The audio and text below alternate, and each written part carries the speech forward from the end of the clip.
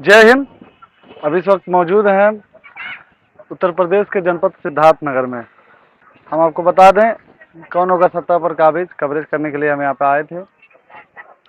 पीछे आप देख सकते हैं, ये ऐसा बताया जा रहा है 2500 वर्ष पुराना घर है ये।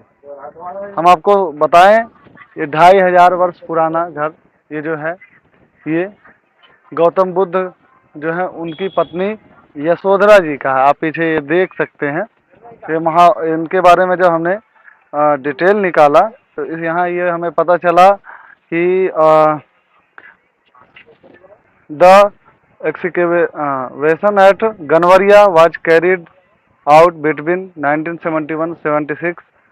Ganaria has been known as the residential complex of the Kapilvastu, while Piprama was the center of for religious activities. Archaeologically, the development of Ganvaria can be assessed into 4 stages. The first stage represents the pottery tradition of fine grey and black polished wares. यानी इसका मतलब ये है, प्राचीन स्थल गनौरिया का उल्लेखन जो है 1971-76 के मध्य, हम आपको चलते हैं, हम चाहते हैं अंदर हम लोग चलते रहें और दिखाते रहें। 71-76 के मध्य हुआ था। गनवरिया के कपिलवस्तु नगर का रिहायशी क्षेत्र स्थित था, जबकि पिपराहवा धार्मिक क्रियाकलाप का केंद्र था। हम अभी जहां मौजूद हैं ये गनवरिया नाम की जगह है सिद्धार्थ नगर में। यहाँ पे इनका रिहायशी क्षेत्र मौजूद था।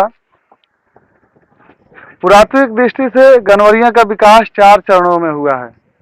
इसका प्रथम चरण उत्कृष्ट कोटि के धूसर एवं कृष्ण मर्जित मृद भांड परंपरा का प्रतिनिधित्व करता है। द्वितीय चरण में उत्तरी कृष्ण मर्जित मृद भांड NBPW प्राप्त होते हैं। इस चरण को महात्मा बुद्ध को समवर्ती रखा जा सकता है। तृतीय चरण शुंग काल तथा चतुर्थ चरण कृष्णाण काल का घोतक है। चतुर्थ चरण के स्तरों से अत्यधिक संख्या में मृन्न मूर्तियां प्राप्त हुई, जिसके कारण उल्लेखनकर्ता ने इसे टेराकोटा की खान कहा है। गनवरिया में पक्की ईंटों के आवास द्वितीय चरणों में मिलने प्रारंभ हो जाते हैं, परंतु इस स्थान का सघन विकास तृतीय एवं चतुर्थ चरणों में हुआ था। तृतीय चरण में निर्मित 38 मीटर भुजा का वर्गाकार आवास पश्चिम की ओर स्थित है, जिसके मध्य में 16.70 मीटर भुजा का वर्गाकार आंगन विशेष उल्लेखनीय है। इस बृहद आवास में प्रारंभ में 25 कमरे थे, जिसमें कालांतर में एक कमरा और बढ़ा दिया गया। संभवतः यह किसी महत्वपूर्ण व्यक्ति का आवास था। उल्लेखनकर्ता द्वारा इसका अभिज्ञान कपिलवस्तु के राजप्रसाद से किया गया है। इसके अतिरिक्त कतिपय अन्य भवन, संघाराम, मनौनी स्तूप के अवशेष भी उत्खनन द्वारा उद्घाटित किए हैं। यानी इसमें लेखक का कहना है, अभी आप उधर देख सकते हैं, एक पश्चिम साइड में है, ये ऐसा बताया जाता है कि ये जो घर था वो पश्चिम साइड में जो आप देख सकते हैं, ये गौतम बुद्ध के जो पिताजी थे शुद्धोधना, उनका आवास वो था। और ये जो है, अभी आप हम चाहेंगे कि चहु और दिखाएं, ये गौतम बुद्ध जी की पत्नी यशोधरा जी का घर हुआ करता था। ये आज कुआं है, ये अभी भी चल रहा है आज के समय में भी। यहाँ आप देख सकते हैं पीछे दूसरी तरफ महाराष्ट्र के लोग आए हैं यहाँ पे पूजा पाठ जो भी करना हो, एक दूसरे के बारे में जानने के लिए। पानी अभी भी निकलता है इससे? हाँ, हाँ। तो पानी इसका पीते हैं अभी भी? हाँ, पीते हैं।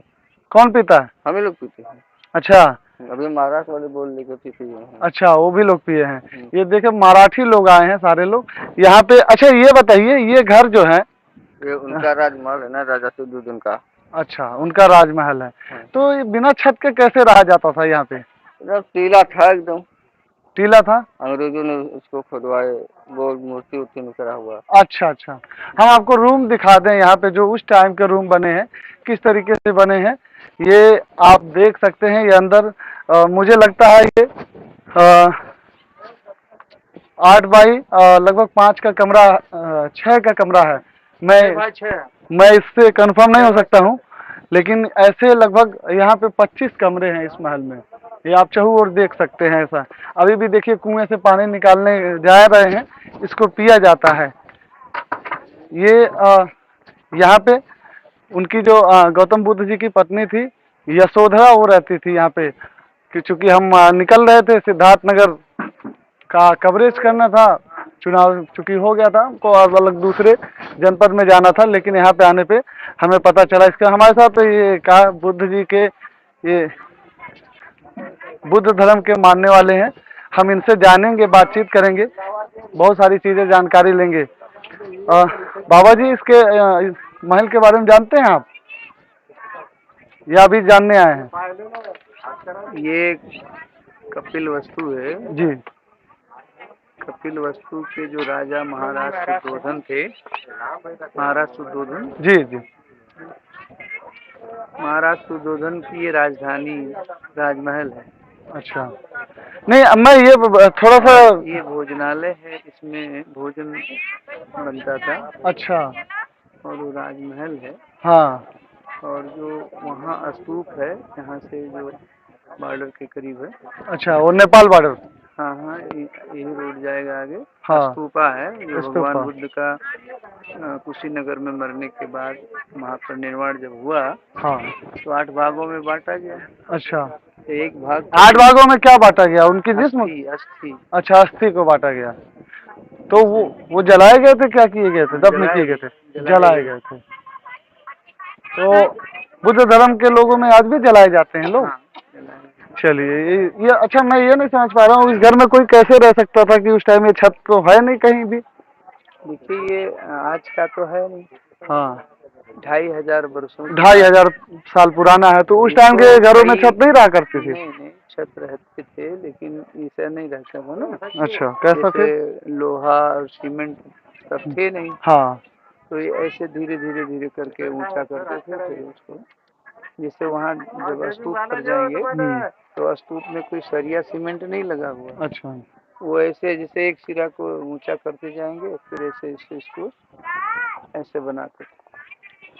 जैसे मोहनजोदड़ो हड़प्पा की जो खुदाई में वो मिला है। हाँ, उस टाइम की जो सभ्यता रही थी। वैसे चलिए, ये मेज था, वो राजमहल है महाराज शुद्धोधना जी का। हाँ।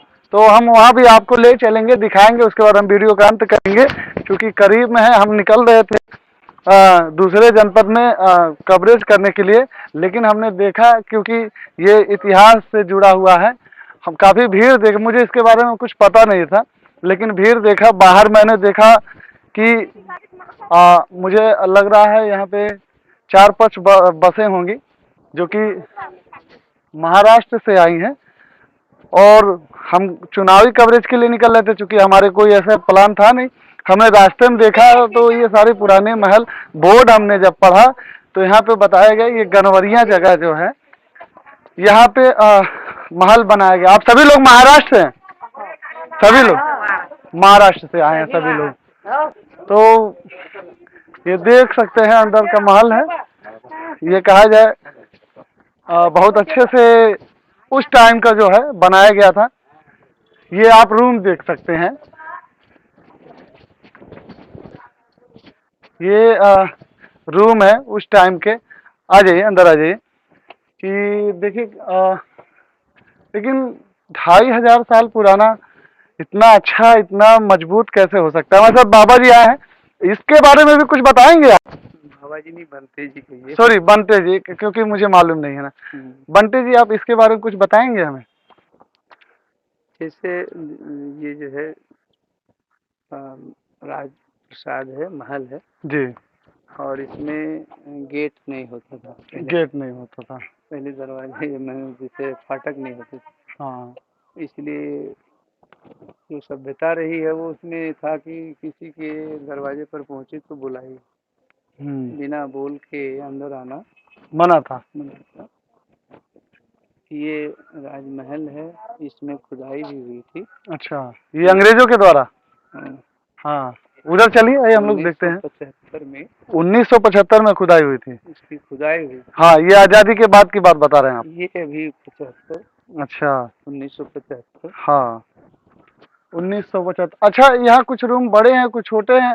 तो ये जो उस टाइम राजा साहब के परिवार के लोगों में ही बांटा गया था, या कुछ जैसे सैनिक हो या बाहर के लोग हों? राज परिवार बड़ा था। अच्छा, और कोई जरूरी नहीं कि एक ही महल है। हाँ, जैसे इनके 5 भाई थे। हाँ, 5 भाई थे। किनके भाई थे, सुद्धोधना जी के या गौतम बुद्ध जी के? सुद्धोधन के 5 भाई। अच्छा, ये पानी के निकास के लिए बनाया गया ना? ये उस टाइम के आप देख सकते हैं आर्किटेक्चर उस टाइम कितना आगे था। ये पानी का निकास के लिए बनाया गया है। और ये मतलब जो वास्तुशास्त्र के अनुसार हाँ जो घर की नाली होना चाहिए, पानी का हाँ। निकास होना चाहिए, वो इस साइड में होना अच्छा, इस साइड में, पश्चिम चाहिए। पश्चिम साइड में होनी चाहिए। तो खुदाई कहाँ हुई थी? खुदाई यहाँ हुई थी, हर कमरे की खुदाई हुई थी। अच्छा, हर कमरे के, लेकिन है तो वैसे ही, पता तो चल नहीं रहा। लेकिन यहाँ जो है, हाँ। यहाँ पर ये सोने के लिए बना है। अच्छा, ये सोने के लिए उस टाइम का ये बेड कहा जाए, बेड कहा जाए उस टाइम का। लेकिन इसके नीचे हाँ। खुदाई हुई थी, जिसमें 7 सोने के सिक्के निकले थे, मिट्टी के संदूक थे। अच्छा, तो फिर वो सरकारी से हाँ, वो खुदाई जब्त हो गए होंगे? नहीं नहीं, वो पटना के संग्रहालय में है। अच्छा, पटना के संग्रहालय में है। उसी से पता चला ना कि ये कपिल वस्तु है। अच्छा अच्छा। खुदाई से ही पता चला। आप लोग कहाँ से आई हैं? इटवा तहसील। इटवा तहसील से आई हैं? कैसे मतलब आई हैं? जानने के लिए या देखने के लिए, या देखने के लिए। क्या देखा आपने यहाँ, क्या पता चला आपको? मतलब क्या आपको जानकारी मिली यहाँ पे? भगवान बुद्ध का महल है। चलिए, नहीं, लेकिन ये भगवान बुद्ध का महल नहीं ना है, उनके नहीं, पिताजी का है ना? हाँ, हाँ, क्योंकि भगवान बुद्ध जी का कहा जाता है कि उन्होंने घर द्वार त्याग दिया था। जैसे वो है, हम लोग चलते चलते बात करते हैं। 29 बरस की उम्र में, ये कथा यहीं से स्टार्ट होता है, जब बचपन में राजकुमार सिद्धार्थ का क्रीड़ा स्थली वो कपिल वस्तु अलीगढ़वा माना जाता है, अलीगढ़वा, जहाँ पर उनका अस्थि है। तो आप लोग पढ़े होंगे कि एक बार देवदत्त ने हंस को मारा था। हाँ, तीर से मारा था। तीर से मारा, जब जैसे हंसों की कतार थी, हाँ, यहाँ उसने मारा तो हंस जाके वहाँ गिरा। हाँ, 1 किलोमीटर। तो उस कथा को तो आप लोग जानते जी, हैं, देवदत्त और सिद्धार्थ की। हाँ, देवदत्त और बचपन सिद्धार्थ की की कहानी है, लेकिन बुद्ध नहीं, सिद्धार्थ जो है जी यहाँ पर 29 बरस तक रहे। यहाँ पे। हाँ, तो 29 बरस के हाँ, उम्र में उन्होंने अपना गृह त्याग किया। 29 वर्ष की उम्र में। कारण क्या? उसमें जैसे रोहिणी नदी, कपिल वस्तु का जो परिधि है, रोहिणी नदी, कपिल वस्तु जो राज्य था, जी जनपद था, जी, पूरब में रोहिणी नदी और पश्चिम में अर्रा नदी, उत्तर में हिमालय और दक्षिण में अनोमा। अनोमा को पार किए तो उधर मगध का राज्य। अच्छा, तो आप एक चीज हमें ये बताइए, आपने जैसे कि अभी कहा कि 29 वर्ष की उम्र में त्याग दिए, कारण क्या रहा था त्यागने का? कारण ये था, जिसे उसमें कई कारण मिलते हैं। बताएं। पहला तो रोहिणी नदी का जल विवाद है।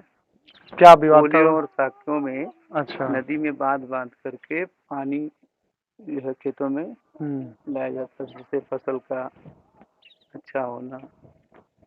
क्योंकि उस समय नदियों को बांध बना करके पानी खेतों में ले जाते थे। कोई ऐसा नहर ऐसा निर्माण था, ऐसा आज के समय में जैसे नल है, मोटर है, ऐसा नहीं था। कोलियों और साक्यों के प्रजा में मारपीट हुई पानी के लिए।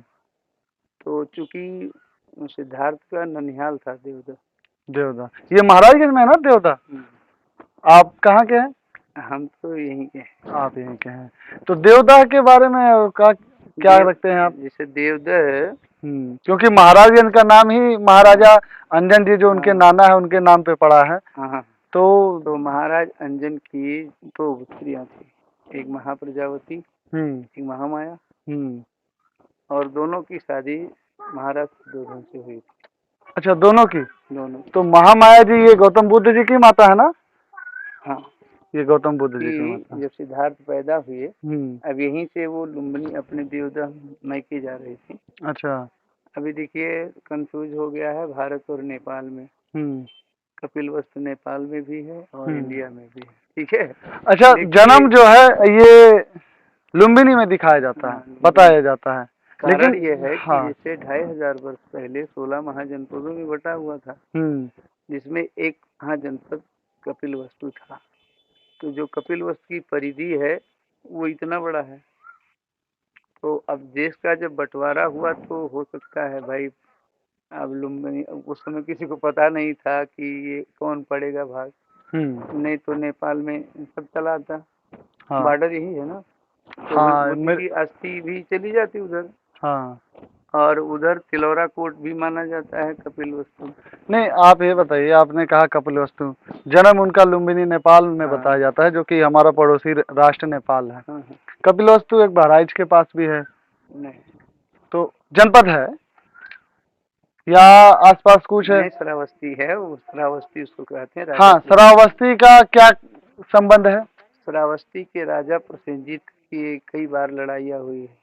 अच्छा, क्या लड़ाई रही, कारण मतलब क्या रहा? पहले छोटे छोटे राजा आपस में युद्ध किया करते थे, आपस में राजपराग। युद्ध किया करते थे। हाँ, तो फिर ये अशोक जी, सम्राट अशोक जी। सम्राट अशोक तो 150 वर्ष बाद, बुद्ध के हाँ। 150 वर्ष बाद हाँ, अशोक का जन्म हुआ। अशोक का जन्म हुआ, फिर उनसे वो बड़ी प्रभावित हुए। उनके हाँ, तो वो बुद्ध पूरा, धर्म के ही थे वो, सम्राट अशोक जी? देखिए बुद्ध धर्म नहीं है, अच्छा, बुद्ध एक, पंथ।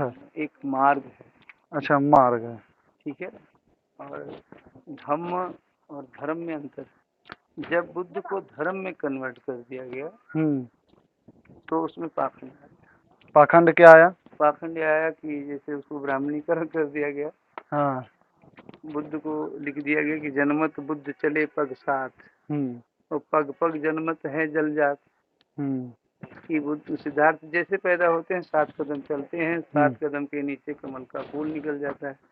तो ये चमत्कार हो गया। चमत्कार, ये कहानी है या सच की ये बात है? देखिए विज्ञान के तर्क की कसौटी पर जब कसा जाता है, हाँ तो 2 पैर वाला कोई भी प्राणी हाँ, पैदा होकर के तुरंत नहीं चल सकता। तुरंत नहीं चल सकता है, और 7 कदम चलने पे फूल भी नहीं निकल सकता है। तो ये विज्ञान का कहना है, लेकिन धर्म का कहना ये है कि 7 कदम चलने पे फूल निकलता था। बुद्ध थे, जो बुद्ध का हाँ फिलॉसफी था, हाँ जो दर्शन था, हाँ। वो था कि संसार के सभी मनुष्य, जो मनुष्य प्राणी है, सभी सुखी हैं। अच्छा, सभी सुखी रहे। हाँ, जो ह्यूमन राइट्स है, मानवाधिकार आयोग अधिकार है, वो हाँ, सबको मिलना चाहिए। सबको मिलना चाहिए। क्योंकि वो कई बार अपने पिताजी से खेतों के मेड़ में जो काम करते थे, हाँ। उनसे बड़ा बहस होता था राजकुमार सिद्धार्थ से कि ये कोई आदमी धूप में जले और पसीना बहाए, एक आदमी उसके ऊपर गुलछर्रा उड़ाए, ये अनुचित है। नहीं, मुझे एक चीज, आपने बहुत अच्छी जानकारियां दी हैं। एक चीज मैं ये जानना चाहता हूँ, कुशीनगर का जो है, ये वहाँ पे बताया जाता है अपना अंतिम समय के समय उन्होंने अपने प्राण त्यागे थे, और वहाँ पे देखिए शरीर जो है पहले जी 3 महीना पहले राजगिरी में बुद्ध ने अपने शिष्य आनंद से कहा था, अच्छा, कि आज के 3 माह बाद मैं महापरिनिर्वाण लूंगा। हाँ, महापरिनिर्वाण लूंगा, यानी अपने मृत्यु की घोषणा उन्होंने 3 माह पहले की कर दी थी। लेकिन उन्होंने ये भी बताया था कि मेरा मृत्यु कुशीनारा में होगा। ठीक है, अब कौन दिन होगा, किस दिन होगा, ये नहीं पता था किसी को, लेकिन अच्छा, बुद्ध को पता था। अभी हाल में ही त्रिविध पावन पूर्णिमा मनाया गया। हाँ, अभी हाल ही में पावन बुद्ध पूर्णिमा मनाया गया है। तो बुद्ध पूर्णिमा के 3 घटनाएं हैं जी। यानी सिद्धार्थ के जीवन से 3 घटनाएं हैं। पहला, बुद्ध पूर्णिमा के दिन जन्म लेना, और दूसरा, बुद्ध पूर्णिमा के दिन ज्ञान लेना, अच्छा, और तीसरा, बुद्ध पूर्णिमा के दिन उनका मृत्यु होना। यानी जन्म और मृत्यु दोनों एक ही दिन, और ज्ञान तीनों एक ही दिन है। हाँ, वो तिथि एक ही है, वैशाख पूर्णिमा। इसीलिए बुद्ध की हमेशा जयंती ही मनाई जाती है। अच्छा, उनका मृत्यु दिन नहीं मनाया जाता। मृत्यु दिन नहीं मनाया जाता है। तो लुम्बिनी में जन्म हुआ है। हाँ, लुम्बिनी में जन्म हुआ, और मृत्यु कुशीनगर में हुई है। लुम्बिनी में जन्म हुआ, हाँ, और बुद्ध गया में ज्ञान मिला। अच्छा, बुद्ध गया कहाँ है? बिहार में। बिहार में। और सारनाथ में उन्होंने धम्म चक्र चलाया, पंचभद्रीय विप्रों को पहला उपदेश दिया। अच्छा, 25 वर्षावास बुद्ध ने श्रावस्ती में किया और 45 वर्ष के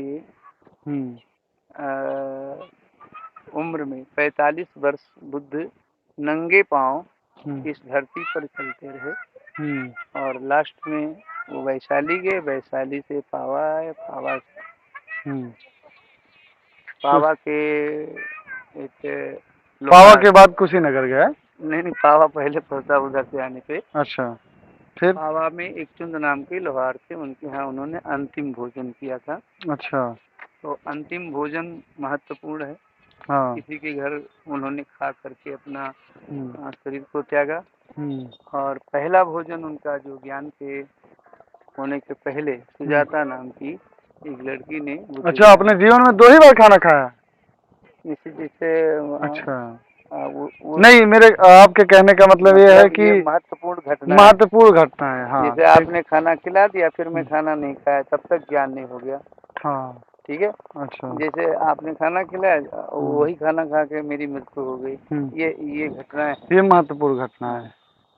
तो वो भोजन महत्वपूर्ण है ना। सुजाता का भोजन महत्वपूर्ण हुआ। खीर खा करके उन्होंने 49 दिन तक ध्यान साधना में रहे और 49 दिन में 7 सप्ताह में उनको संपूर्ण ज्ञान हुआ, सम्यक संबोधि प्राप्त हुई।